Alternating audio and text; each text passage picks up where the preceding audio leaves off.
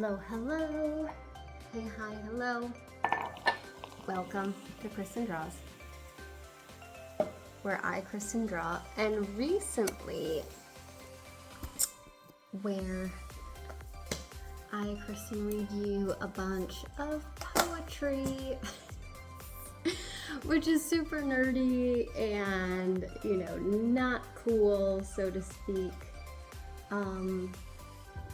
But that's okay. And slow down and notice and really look and take in my surroundings and be present. And that's more or less what this one is about. This is Magnificent Magnolia. And the description of the poem, or the summary, is: sometimes you have to sing about the reprieve of a magnolia tree. Words and Kristen. Words and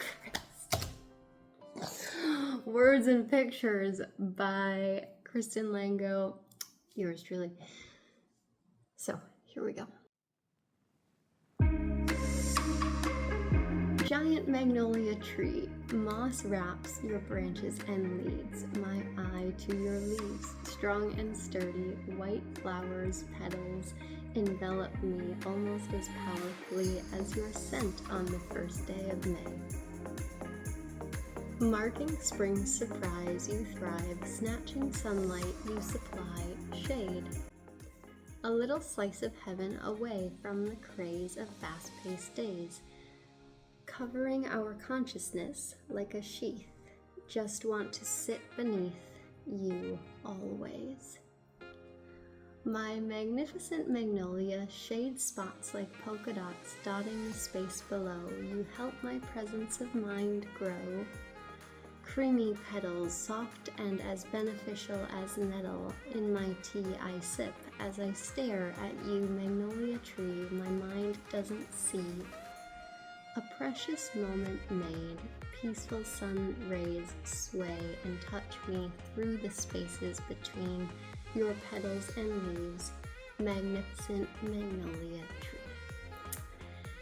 The end. This one is quite literal.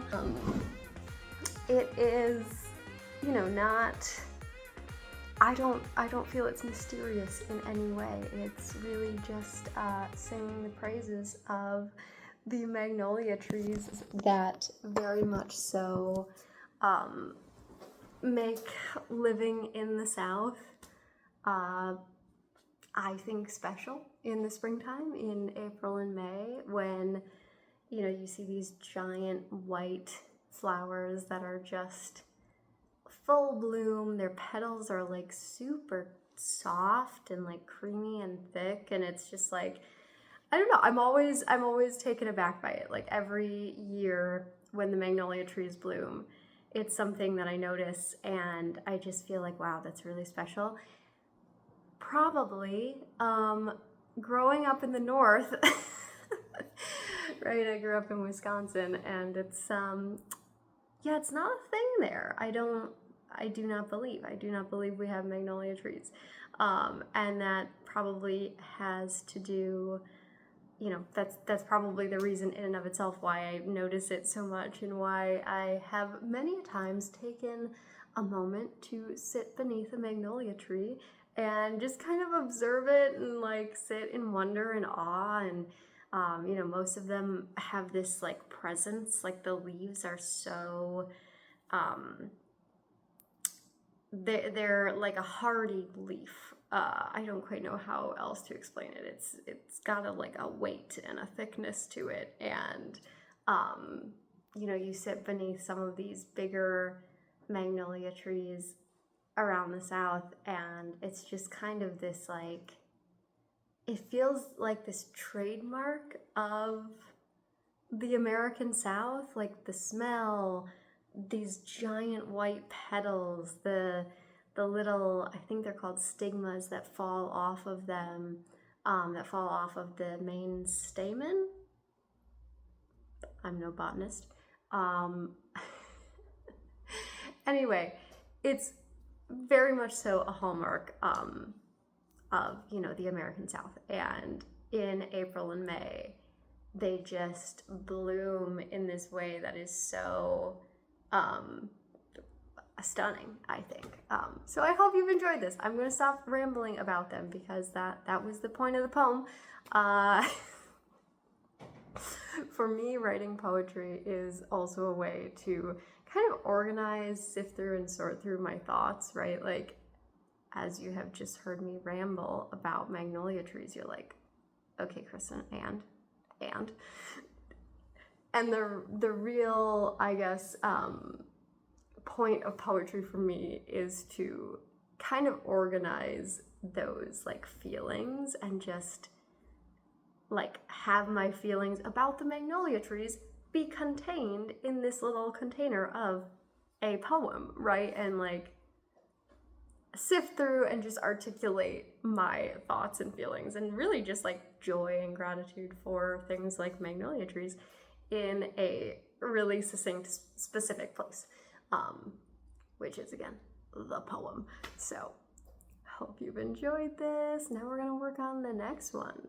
I think I'm not feeling the imagery for the next one. I love the poem itself. I'm struggling with the imagery, so let's see how this goes.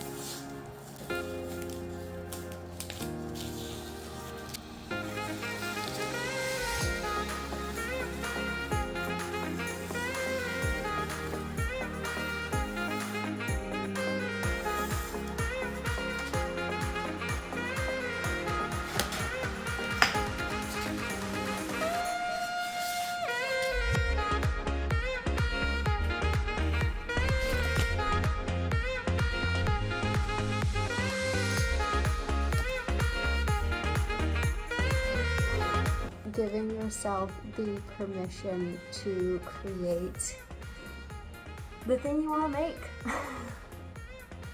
I literally get in my own way, as it were. And this is not a Starbucks ad, I just needed some caffeine. Anyway, so this next poem, I wasn't really sure about the imagery, as I mentioned, and I just understood at a certain point, like, hey, Kristen, just because you say you mention this thing does not mean that you have to draw exactly that thing. Like, if you're feeling pressure to draw exactly that thing because you mentioned that thing in the poem, maybe take a beat, like take a minute and ask yourself, like, why do you feel like you have to draw that thing?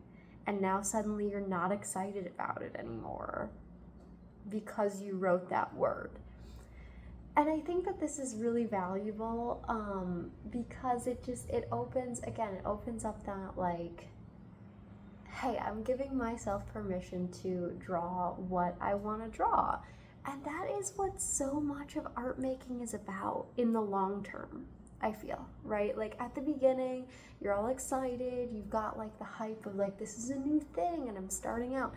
But that does wear off, okay? Take it from someone who's like 5 or 6 years in.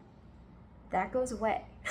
And then when that goes away, you have to reconnect. If you're gonna keep going, you have to reconnect with, like, why am I doing this? And right, like, the long and short is this. Like, I just realized that some of the things I find the most interesting in book art is when the author and the illustrator, whether they're the same person or two different people, when they are saying one thing and the picture in the words, right? They're saying one thing in the words and the picture is saying another, or the picture is different from the words. Like, that juxtaposition immediately it just makes things a little bit more interesting than the repetition of I'm saying X, I'm also drawing X, right? It's kind of like you're just hit over the head with like, words say that, pictures also say that. Not that you can't do that, right? There is a time and place to do that. I just did that in the first poem, right? The first poem was like, magnolias, magnolias, magnolias, magnolias. However, I think reminding ourselves as artists and as illustrators that we can do both. You can do the whole I'm saying this, I'm drawing this, and also you can say X and draw Y, or say B and draw K. Insert your variable letter here. That is also valuable. So without further ado, this is Flowers Wink at Me, a love poem to celebrate Mother Nature's voice. Words and pictures by myself. God. Words and pictures by Kristen Lango. That's me. Flowers wink at me. Sink beneath the tree. Open a book, uncap a pen. Nature sends dry driftwood and fresh flowers, smell of rain as it showers me with new life, the promise of green growth. Spirited sprouts arrive out of darkened skies, and brown soil, the brown anole, scurries, scampers, dodging droplets, hiding under leaves large. Reptile legs and winged things, all part of the lot. Wing spans and eye spots, purple on the giant silk moth. Tree network aided by fungi. I spy a lot of things, all very much alive. And speaking, if only you'll listen. It takes a minute. Silence we must sit in. Mother Nature lifted my burdens when she gifted me this secret. You too are part of me, she says with the chirp of the cricket. The end. I'm fond of this one. I'm very fond of this one.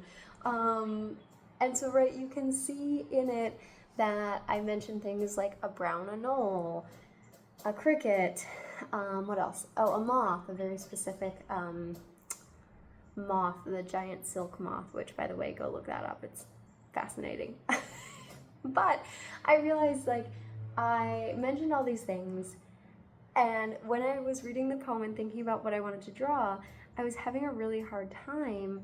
I didn't really want to draw a brown anole, and I didn't want to draw that silk moth, even though it's fascinating. I just wasn't feeling, like, the pull to, like, draw that thing right now.